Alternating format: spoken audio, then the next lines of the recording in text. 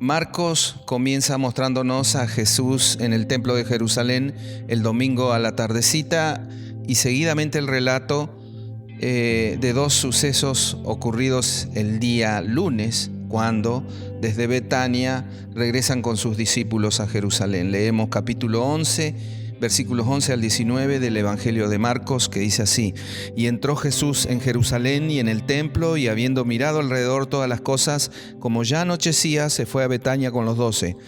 Al día siguiente, cuando salieron de Betania, tuvo hambre, y viendo de lejos una higuera que tenía hojas, fue a ver si tal vez hallaba en ella algo, pero cuando llegó a ella nada halló, sino hojas, pues no era tiempo de higos. Entonces Jesús dijo a la higuera: Nunca, jamás coma nadie fruto de ti. Y lo oyeron sus discípulos. Vinieron pues a Jerusalén, y entrando Jesús en el templo, comenzó a echar fuera a los que vendían y compraban en el templo, y volcó las mesas de los cambistas y las sillas de los que vendían palomas, y no consentía que nadie atravesase el templo llevando utensilio alguno, y les enseñaba diciendo: ¿No está escrito: mi casa será llamada casa de oración para todas las naciones? Mas vosotros la habéis hecho cueva de ladrones. Y lo oyeron los escribas y los principales sacerdotes, y buscaban cómo matarle, porque le tenían miedo, por cuanto todo el pueblo estaba admirado de su doctrina. Pero al llegar la noche, Jesús salió de la ciudad. La maldición de la higuera es un suceso extraño, pero muy simbólico. Una higuera llena de fruto representaba para Israel a la bendición de Dios. De igual manera, una higuera sin frutos se asociaba con la maldición divina. Pero aún más, una higuera llena de hojas pero vacía de frutos era indicativo que seguramente esa higuera iba a ser estéril durante toda la temporada de ese año. Jerusalén está llena de peregrinos que vienen a celebrar la Pascua judía, pero ve Jesús una religiosidad vacía de frutos de adoración para el Dios al cual decían adorar en ese templo. Por eso maldijo la higuera, y sus discípulos lo oyeron. Luego entenderían que el juicio del Hijo de Dios sobre esta higuera solo simbolizaba y preanunciaba el juicio sobre Israel, sobre Jerusalén y sobre el templo.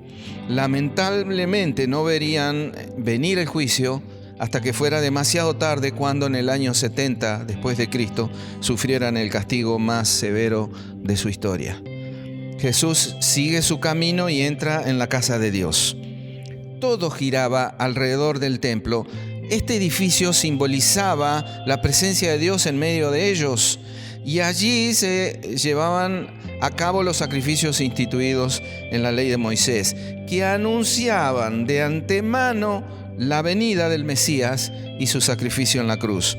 El Hijo de Dios, profetizado en las Escrituras, era el Cordero de Dios que vendría a quitar el pecado del mundo. Y el templo mismo era un recordatorio de que no podemos acercarnos a Dios a menos que alguien pague por nosotros las cuentas que tenemos con Dios por causa de nuestros pecados.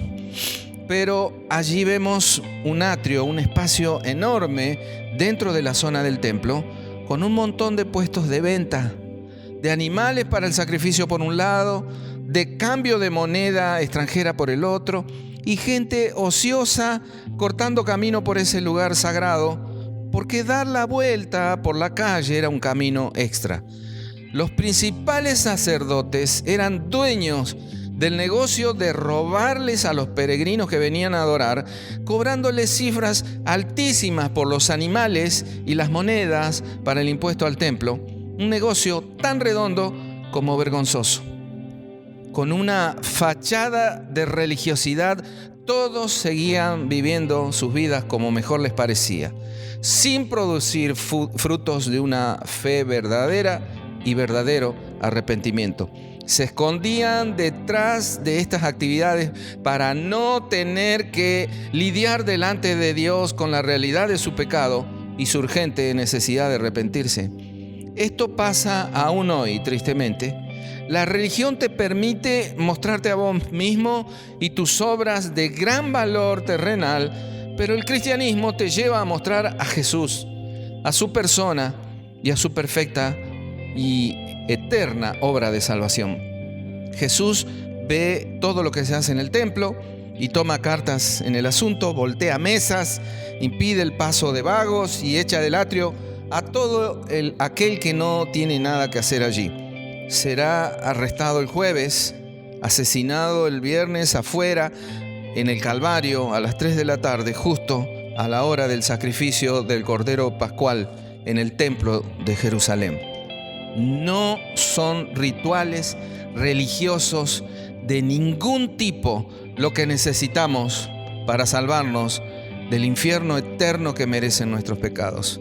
Es confiar en el sacrificio perfecto de Jesús en la cruz, muriendo en lugar del pecador, para que todo aquel que en Él crea no se pierda, mas tenga vida eterna.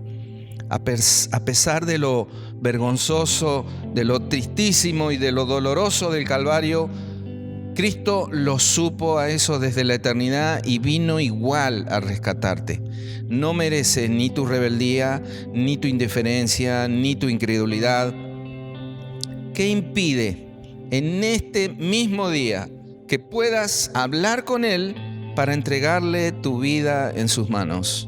Lastimadas, amorosas y poderosas manos de nuestro bendito Salvador, Jesús, Dios, el Hijo.